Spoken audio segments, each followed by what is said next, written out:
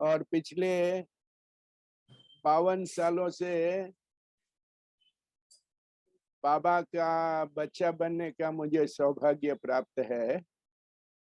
सन 71 में शिवरात्रि के दिन मैंने राजौरी गार्डन सेवा केंद्र की तरफ से एक पब्लिक प्रोग्राम हो रहा था।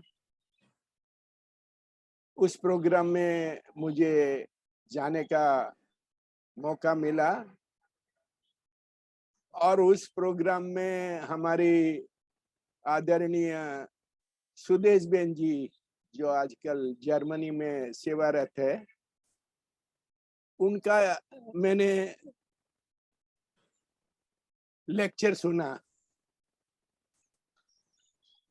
और उस लेक्चर की थीम थी कैरेक्टर। और उन्होंने जो कैरेक्टर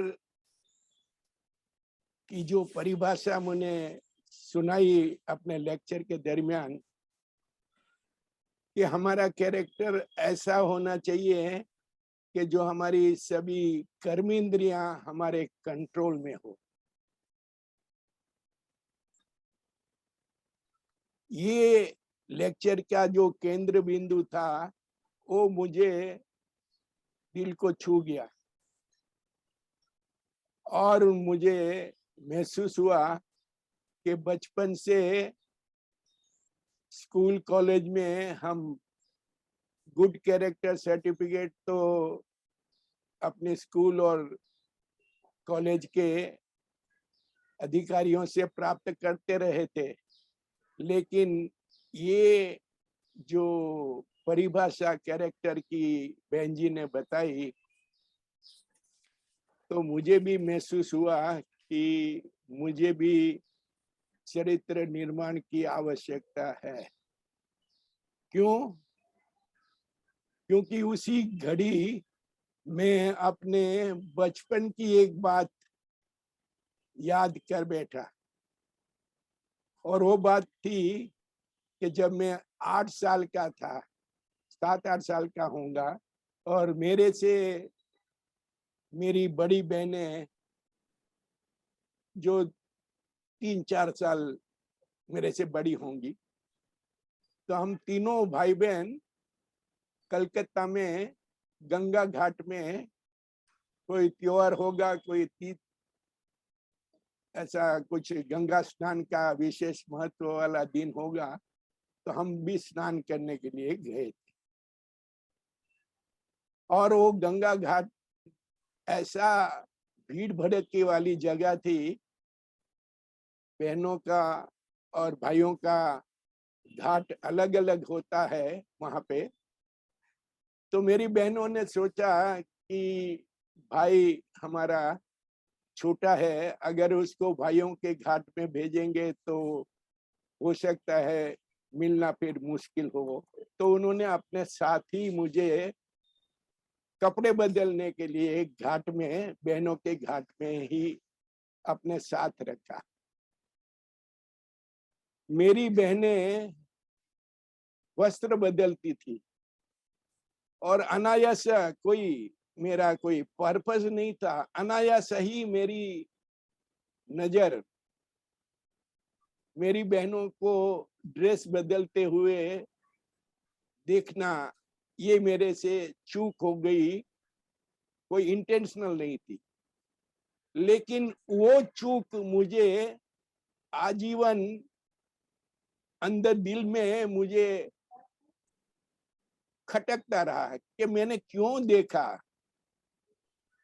उसका मतलब है मेरी आंखें मेरे कंट्रोल में नहीं थी, उसी के कारण मैंने समझो देखा और वो मुझे अंदर ही दिल में चुभता रहा कि मुझे नहीं देखना चाहिए था।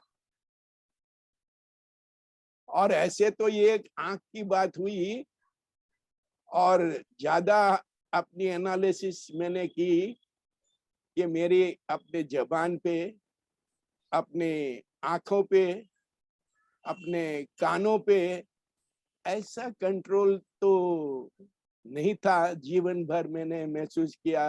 हालांकि उस समय मेरी उम्र, जब मैं ज्ञान में आया, 28 साल की थी।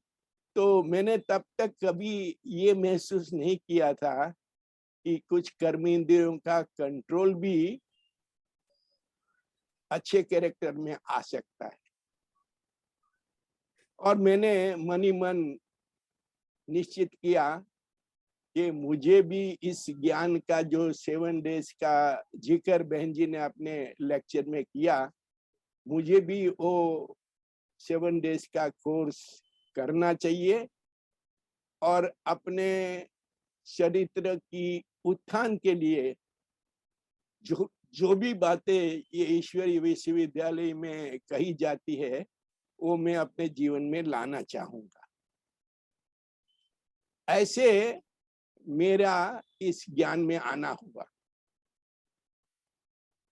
फिर तो आगे चलते चलते मुझे ये पता चला, उन दिनों में मैं अनमेरिड था, कुमार था, और मेरी सगाई हुई थी। तो मेरा पहले पहले समझो चैलेंज थी कि मेरी सगाई हुई है, और अगर मैं पवित्रता की जो हमारी ईश्वरीय विश्वविद्यालय की फाउंडेशन है, उसको मैं एक्सेप्ट करता हूँ। मैं तो समझ गया था कि ये अनएवॉइडेबल रिक्वायरमेंट है, इसको कोई भी कॉम्प्रोमाइज नहीं कर सकते हैं। तो मैंने बहन जी से पूछा कि भाई ऐसे ऐसे मेरी सगाई हुई है और मैं क्या करूं। तो बहन जी ने कहा कि आप जिस कन्या से आपकी सगाई हुई है, आप उनको जाके ये बताओ कि मेरे जीवन में ये बदलाव आया है, मैं इस ईश्वरीय विश्वविद्यालय के ज्ञान से प्रभावित हूँ, और मैं चाहता हूँ कि इनकी जो भी नियम मर्यादा है उसको अपने जीवन में उतारते हुए मैं इस ईश्वरीय विश्वविद्यालय से जुड़ जाऊं। तो बहन जी ने बताया कि आप वो कन्या को जाके बताओ कि मेरी ये जरूरत है, अगर आप ये जरूरत पूरी करती हो तो हम शादी कर सकते हैं, अन्यथा नहीं। मैंने बहन जी की बात सुनकर बहन जी को उसी टाइम बताया कि बहन जी, मैं ये नहीं कर सकता हूँ कि उसके साथ में मेरी सगाई हुई है, ये सबको पता है, और सामाजिक रीति से खास करके हमारे भारत में कोई कन्या की सगाई हुई हो और वो अगर वो शादी नहीं करती है, शादी नहीं होती है, तो उसके जीवन में एक जैसे कि ब्लैक मार्क हो जाता है। तो मैंने कहा कि मुझे ये ज्ञान बहुत पसंद है, मुझे पवित्रता भी बहुत पसंद है, लेकिन मैं इसके कारण किसी कन्या का जीवन बर्बाद करने के लिए या उसकी जीवन में एक ब्लैक मार्क लाने के लिए मैं निमित्त नहीं बनना चाहूंगा। तो बहन जी ने कहा कि ये तो आपकी कमजोरी है, लेकिन मैं ये समझता था कि ये मेरी कमजोरी कहो या मेरी इमोशनल फीलिंग जो है वो मैं छोड़ नहीं सकता था। इसलिए मैं कहता था कि अगर वो कन्या मान जाती है तो बहुत अच्छा, लेकिन अगर वो मानती नहीं है तो मेरे लिए ज्ञान में चलना मुश्किल हो सकता है। खैर, मैं गया, 2 महीना में ज्ञान में चला था, मैं सारी बातें अच्छी तरह से समझ चुका था और मैंने उस कन्या से जाके एकांत में, क्योंकि वो कन्या मेरी भाभी की छोटी बहन थी, तो हम 2 भाई और 2 बहनें, तो इसलिए मुझे बॉम्बे में वो लोग रहते थे, तो मैंने निश्चित किया कि मैं जाके उनसे मिलूंगा बॉम्बे में। और उस टाइम पे मैं भारतीय वायुसेना में एक टेक्निकल ऑफिसर की हैसियत से सेवारत था, तो मैंने खास छुट्टी लेकर मैं बॉम्बे गया और चौपाटी की सैंड के ऊपर बैठ के उनसे ये बात की कि देखो, पहले तो हम जिस प्रकार से दुनिया वाले शादी करते हैं, ऐसे ही मैं भी आपसे शादी तो ऐसे ही करना चाहूंगा, लेकिन पहले मुझे दुनिया वालों की तरह से ही रहना था शादी के बाद में। लेकिन अभी मेरे जीवन में एक बदलाव आया है, मैंने ये ज्ञान प्राप्त किया है, समझ प्राप्त की है, और उस समझ के तहत मैं चाहूंगा कि हम शादी से एक दूसरे के साथ में जुड़े। लेकिन अगर ये कंडीशन कि जो हम शादी से जुड़ेंगे जरूर, लेकिन प्यूरिटी हमारी लाइफ की बेसिस होगी। मैं आपके साथ में जीवन भर हर प्रकार की बातें शेयर करूंगा, लेकिन मैं आपसे शारीरिक संबंध का जो दुनियावी सुख बोलते हैं वो मैं नहीं चाहूंगा। आपको मैं अपनी घर की मिस्ट्रेस का पूरा पूरा अधिकार दूंगा, आप मेरे घर की मालकिन होंगी, लेकिन मैं आपसे ये निवेदन करता हूं कि अगर ये मेरी कंडीशन जो मेरे जीवन में समझ के आधार पर आई है, अगर उसको आप मान्य रखो तो। मुझे आज भी याद है उनके आंखों से एक अश्रु बिंदु टपक पड़ा।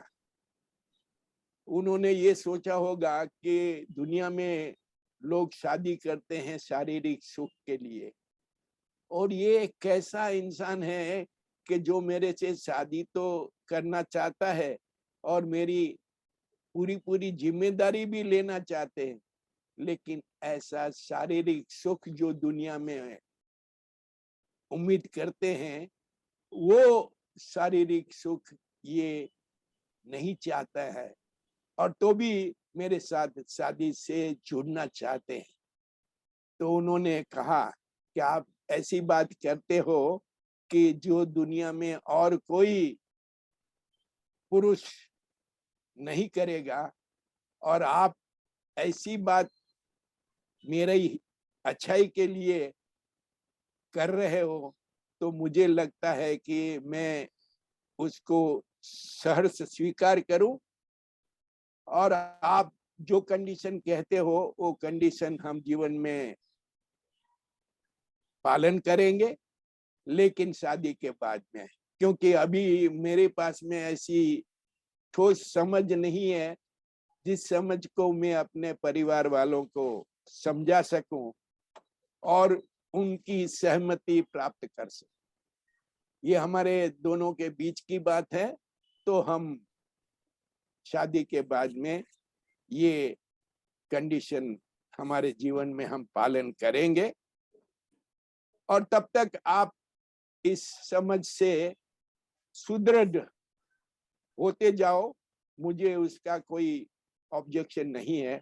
लेकिन मैं आपके साथ में इस समझ, इस ज्ञान को तभी धारण कर सकूंगी कि जब हम एक दूसरे से शादी के संबंध में जुड़ जाएंगे। तो मुझे 6-8 महीना मिला, क्योंकि मैं भारतीय वायुसेना में कार्यरत था और मैं उस कन्या से शादी करना चाहता था जो कन्या युगांडा की नेशनलिस्ट थे। मैंने उनकी नेशनलिटी यूके की थी। तो इस तरह से उनके साथ में शादी करने के लिए हमारे भारतीय वायुसेना में अधिकारी को ये कंडीशन होती है कि उनकी मैरिज एप्लीकेशन डिफेंस मिनिस्टर स्वयं साइन करते। और उस टाइम डिफेंस मिनिस्टर थे हमारे जगजीवन राम। तो वो परमिशन मैरिज की लेते लेते मुझे 8 महीने का समय मिल गया, जिस दरमियान में बहुत अच्छी तरह से अपने को इस ज्ञान से सुदृढ़ कर सका। और मैं ये पोजीशन में था जब हमारी शादी हुई कि मैं ये पवित्रता की पालना पूर्ण रूपेण पालन कर सकूंगा और उनको भी पालन करने के लिए सहयोग दे सकूंगा। पहली पहली जो मेरी परीक्षा कहो या टेस्ट कहो, हमारी आज शादी हुई और दूसरे दिन हम दिल्ली के लिए रवाना होने वाले थे, क्योंकि उस टाइम पे इमरजेंसी चल रही थी, बांग्लादेश की लड़ाई चल रही थी। और उस दरमियान मुझे केवल 1 हफ्ता की छुट्टी हमारे कमांडर ने दी और कमांडर ने ये कहा कि Mehta, look here, I am giving you permission as a special case only 1 week. Don't ask for any extension. I will not be granting the extension. So you will have to come after the marriage within a week. 1 हफ्ता की छुट्टी। और मैंने बंबई में हमारे रमेश भाई, आदरणीय रमेश भाई उषा बेन, जिससे आप सभी वाकिफ होंगे, उनका भी जीवन बाल ब्रह्मचारी युगल के रूप में सबको पता है कि वो बहुत पुराने बाबा के अनन्य युगल बच्चे थे और वो बाल ब्रह्मचारी युगल थे। तो उनको भी हम मिलने गए शादी से पहले, तो उन्होंने ऑफर किया, सजेस्ट किया कि मेहता भाई, अगर आप बम्बई से दिल्ली डायरेक्ट जाने से बदले अगर वाया माउंट आबू जा सको तो ये बेहतर होगा। तो मैंने उनकी बात मान ली और मैंने हमारा जो एयरफोर्स का हमको शादी के बाद में ट्रैवल करने का जो ट्रैवल कंसेशन वाउचर मिलता है, वो वाउचर उन्होंने अपनी गाड़ी में बिठा के मुंबई सेंट्रल में लेके गए और वाउचर चेंज किया, Bombay to Delhi via Ahmedabad, circuitous route. तो इस तरह से आज शादी की और दूसरे दिन हम बम्बई में से रवाना होके माउंट आबू पहुंचे वाया अहमदाबाद। लेकिन वो रात, जिस रात को मैंने और जिनसे मैंने विवाह किया था, कोकिला बेन, हम दोनों ने फर्स्ट क्लास कंपार्टमेंट में, और वो भी एक जो पहले फर्स्ट क्लास में कूपे हुआ करते थे, उसमें हमने ट्रैवल किया। और वो ट्रैवल की विशेषता ये थी कि बाबा की मुझे ऐसी शक्ति प्राप्त थी कि पूरे सफर के दरमियान मजाल है कि शारीरिक नेगेटिविटी का एक संकल्प भी मेरे दिमाग से क्रॉस कर जाए। बाबा ने पहले से ही मुझे सचेत किया था कि बच्चे, अब तक तो तुम्हारी अपनी जिम्मेदारी की थी, लेकिन अब शादी के बाद में तुम्हारी जिम्मेदारी कोकिला बेन की भी आपके ऊपर ही है। और हाँ, मैं भूल गया कि शादी से पहले मुझे अव्यक्त बाप दादा से मिलने का मौका मिला था, और खास ये शादी करने के लिए परमिशन अव्यक्त बाप दादा से लेने के लिए मैं माउंट आबू गया था। तो बाबा ने बताया था परमिशन देते हुए कि हाँ बच्चे, आप पान का बीड़ा उठाते हो तो बाबा तो आपके साथ में है ही है, लेकिन याद रखो कि आप ऐसा करने जा रहे हो कि आग और कपूस, बाबा के शब्द थे, आग और कपूस साथ हो और आग न लगे, ऐसा करके आपको दिखाना है। तो मुझे वो बात याद थी, और उस बात में इतना बल था कि मेरी स्थिति इतनी शक्तिशाली रही कि मैं बाबा का जो प्रथम टेस्ट था कि साथ में सफर करते भी नेगेटिविटी का एक संकल्प भी मेरे दिमाग से क्रॉस ना हो।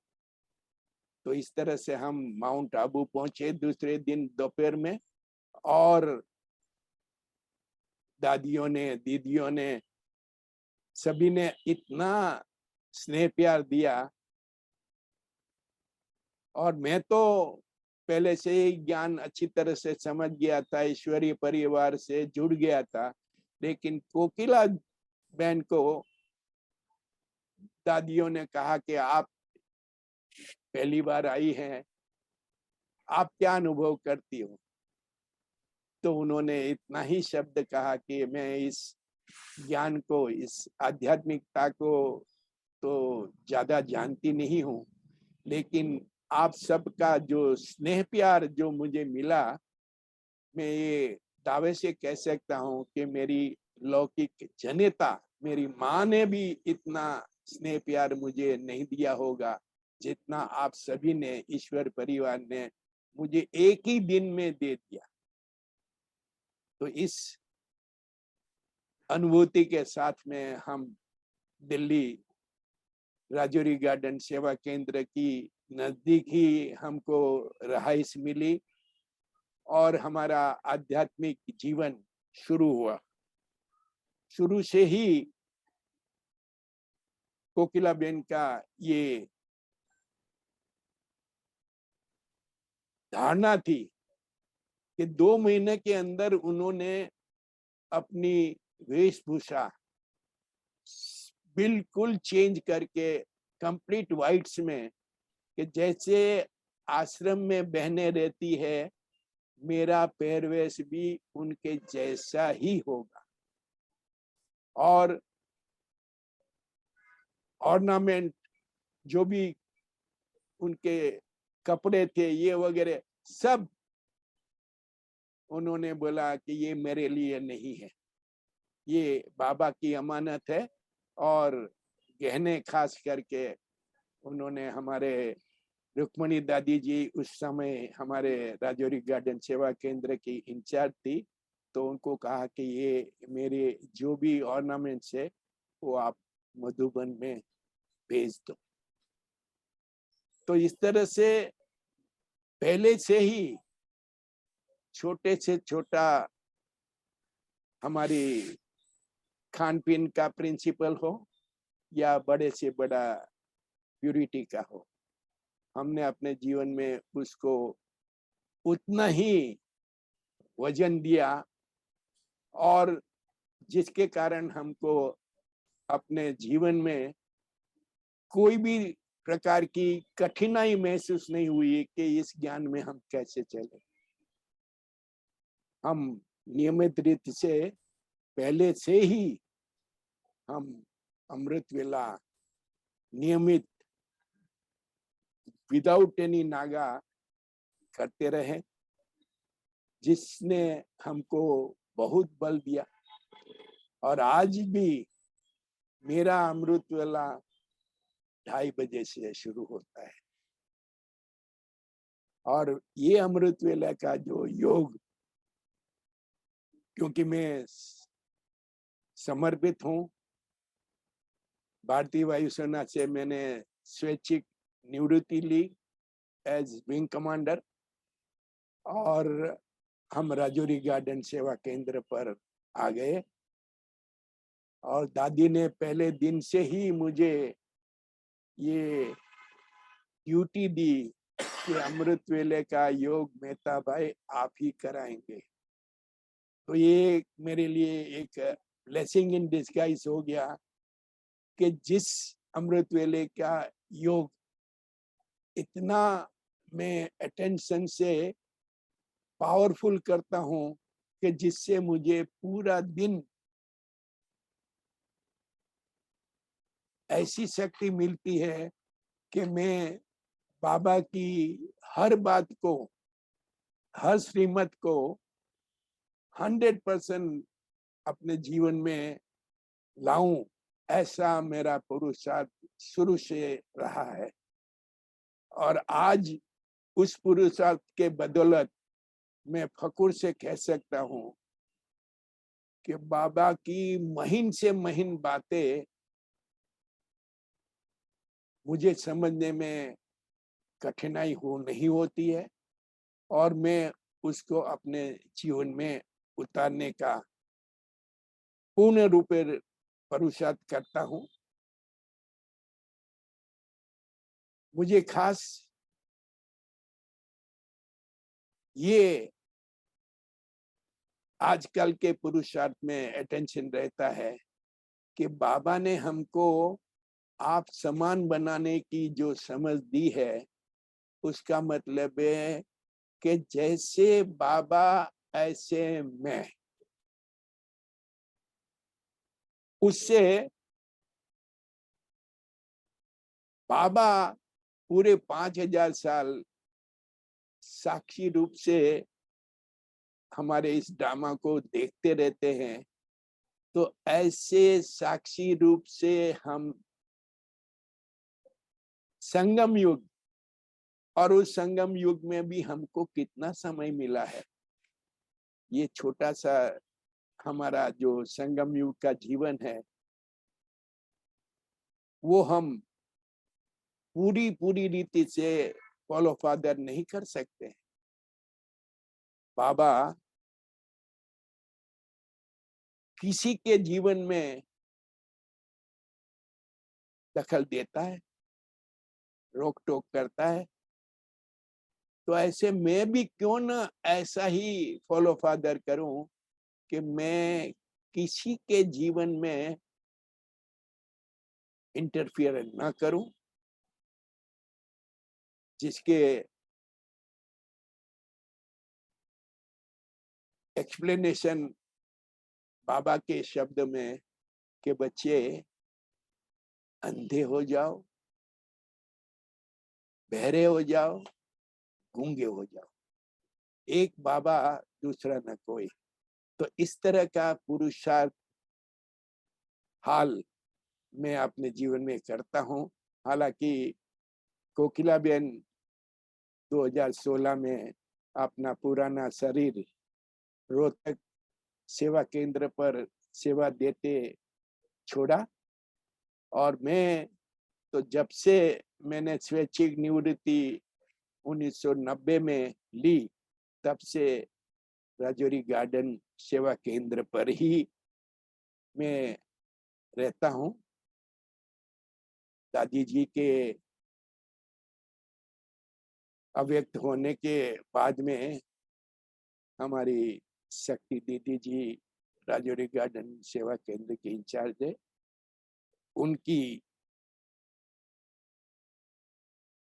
आदेश निर्देश के अनुसार मैं राजौरी गार्डन सेवा केंद्र पर सेवारत हूँ, और जो भी मेरे से सेवा हो सकती है वो मैं पूर्ण रूप में सेवारत हूँ। आपको मेरे जीवन के बारे में कोई प्रश्न हो तो मैं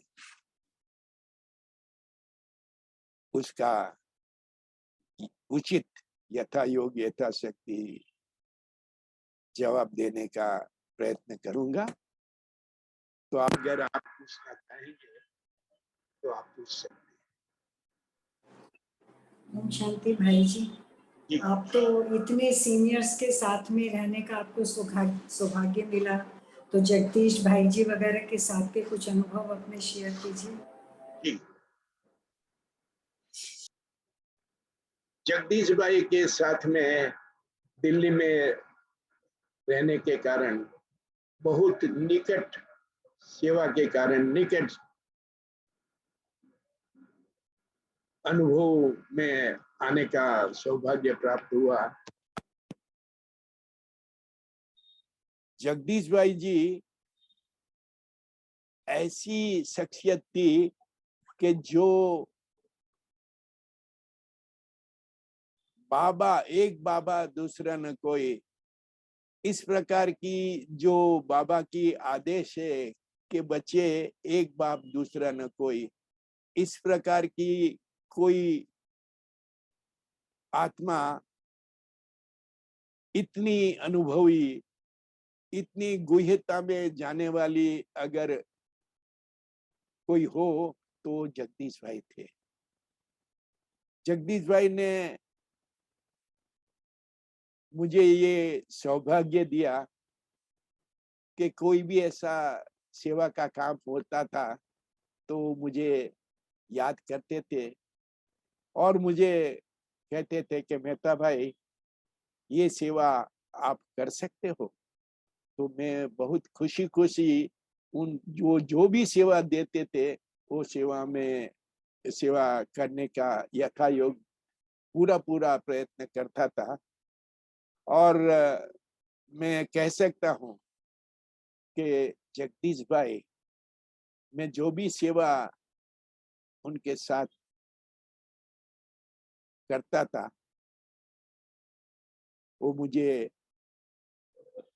खुशी से सर्टिफिकेट, उसने एक बात मुझे आपसे शेयर करना चाहूंगा कि साइंटिस्ट इंजीनियर्स विंग का मैं लाइफ मेंबर हूँ।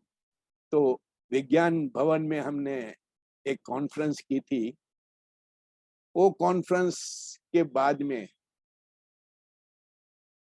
दादी जी भी आए थे और दिल्ली जोन के सभी वरिष्ठ भाई बहने, गुलजार दादी जी भी थे। तो वो प्रथम विज्ञान भवन की कॉन्फ्रेंस थी। ऐसी कॉन्फ्रेंस तो बाद में हमने 5 की, लेकिन प्रथम कॉन्फ्रेंस में बड़ी दादी जी, दादी प्रकाश मणि ने जगदीश भाई को बुलाया कि ये कॉन्फ्रेंस आयोजित हुई है और उसका आप ही,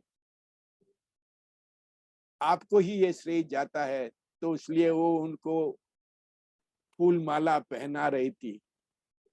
तो उन्होंने कहा कि नहीं, ये फूल माला मुझे नहीं, मेहता भाई को पहनाओ।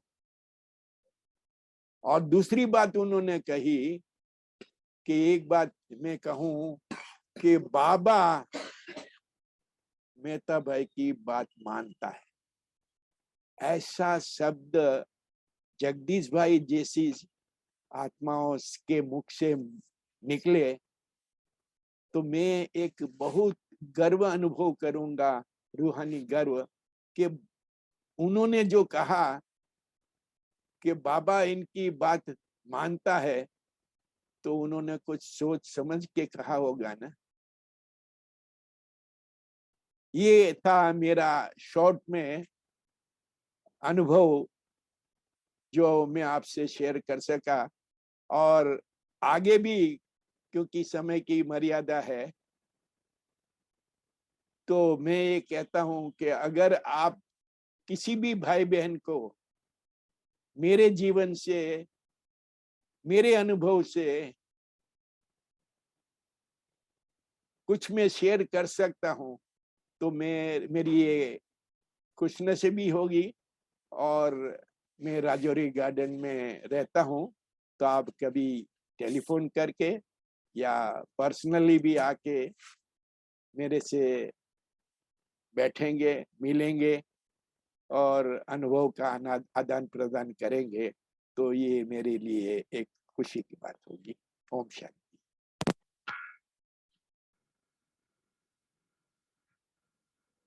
ओम शांति। मेहता भाई, ओम शांति। थैंक यू वेरी मच, बहुत अच्छा। बाबा जो हमेशा कहते हैं ना, ऐसे बाल ब्रह्मचारी युगल चाहिए बाबा को, तो हम आपका अनुभव बताते हैं कि ऐसे बाबा के दिल्ली में ही एग्जाम्पल है। एक तो कोकिला बेन जो आपने कहा कि मतलब अभी तो रोहतक सेंटर पे थी लास्ट, तो कोकिला बेन कब से है, कब से थी रोहतक सेंटर पे, मतलब स्टार्टिंग? कोकिला बेन रोहतक सेंटर पे जो थी वो स्टार्टिंग से ही 94 में हम लोग 90 में प्रीमेच्योर रिटायरमेंट लेके रजौरी गार्डन में आए, और 4 साल बाद में 94 में गुलजा दादी जी ने कहा कि कोकिला, रोहतक में कुछ आवश्यकता है तो आप 2 महीना वहां पे जाके रह सकती हो। तो उन्होंने कहा कि क्यों नहीं दादी, आप जो आज्ञा दो। तो 2 महीना के लिए 94 में गई थी, लेकिन 22 साल उन्होंने रोहतक सेवा केंद्र की बखूबी सेवा की, और रोहतक निवासी सभी उनसे बहुत संतुष्ट थे, खुश थे। अच्छा, चलो बहुत अच्छा। और लेकिन ये उनकी ये विशेषता, मैं तो ज्ञान में था और मैंने शादी की, और वो ज्ञान नहीं समझते हुए भी उन्होंने ये जो पवित्रता का जीवन व्यतीत किया, मैं उनको मेरे से आगे रखूंगा कि भाई उन्होंने, उनकी अचीवमेंट मेरे से ज्यादा। राइट, ये बात है कि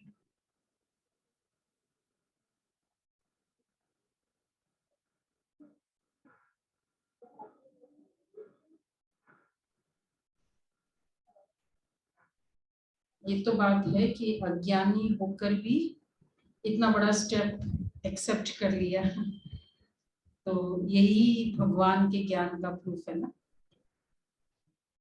जो दुनिया में सब कुछ। भाई जी ने कहा ना कि जगदीश भाई ने कहा इनके लिए कि भगवान इनकी बात सुनता है, तो क्योंकि इनके ये मन की बात थी, तो बाबा शुरू से ही आपके मन की बात सुनता है। इसीलिए कोकिला बहन समर्पित भी हो गई और उन्होंने उस चीज को एक्सेप्ट भी कर लिया। ये तो बात है बहुत। मैं जब पहले मिलने गया तो मैं बाबा को कहता था कि बाबा, आपको कोकिला बेन को मनाना है। तो बोलते ने कि साहब राजी तो क्या करेगा काजी। तो मेरे साथ तो शहर था।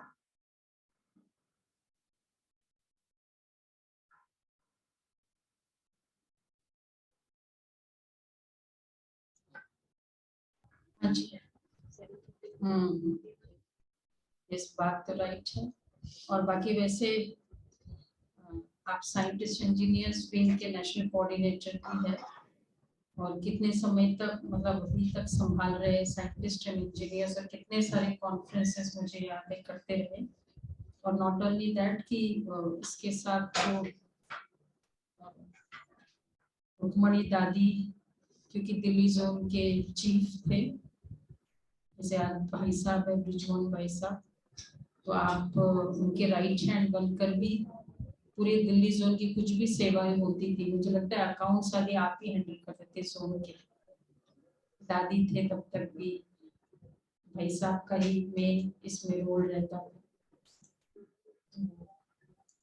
आपका बहुत बहुत थैंक्स। वैसे रजौरी गार्डन की भी अपनी बहुत बड़ा हिस्ट्री है, जिस सेंटर पे आप रहते, वो भी मम्मा का ही सेंटर, मम्मा के नाम से लिया हुआ सेंटर था ना, तो कभी वो भी सुनाएंगे जरूर। कैसे वो सेंटर बाद में मतलब मम्मा के नाम से लिया हुआ, लेकिन फिर बाद में किस तरह वापस वो सेंटर मिला, उसकी भी एक अपनी हिस्ट्री है। जरूर रजौरी गार्डन फर्स्ट ही था ना, कमला नगर के बाद सेकंड सेंटर था ना दिल्ली में। हाँ, दिल्ली में सबसे पुराना तो कमला नगर ही था और कमला नगर के नेक्स्ट राजौरी गार्डन, क्योंकि बम्मा बाबा दोनों यहाँ आके रहते थे और बाबा की क्लास भी राजौरी गार्डन में हुआ करती थी, तो सारे दिल्ली वाले राजौरी गार्डन में क्लास करने आते थे। तो दिल्ली में अगर कोई सेंटर पे बाबा मम्मा रहे हुए हो तो वो राजौरी गार्डन। दिल्ली का ही बहुत बड़ा भाग्य था। रजौरी गार्डन में कितना हम सुनते हैं, कितने सारे अपोजिशन वाले भी आते थे, मम्मा ऊपर होती थी और वो मतलब यही बंधन वाले जो आज जो बाबा ने अबलाओं पर अत्याचार वाले सिचुएशन सुनाई थी, तो इस तरह के युगल आते और मम्मा ऊपर होती थी और फिर मम्मा उनको कैसे टैकल करती थी, वो वाला सेंटर आपका अभी उसमें आप सेवारत है। ठीक है, बहुत बहुत थैंक्स भाई साहब आपका।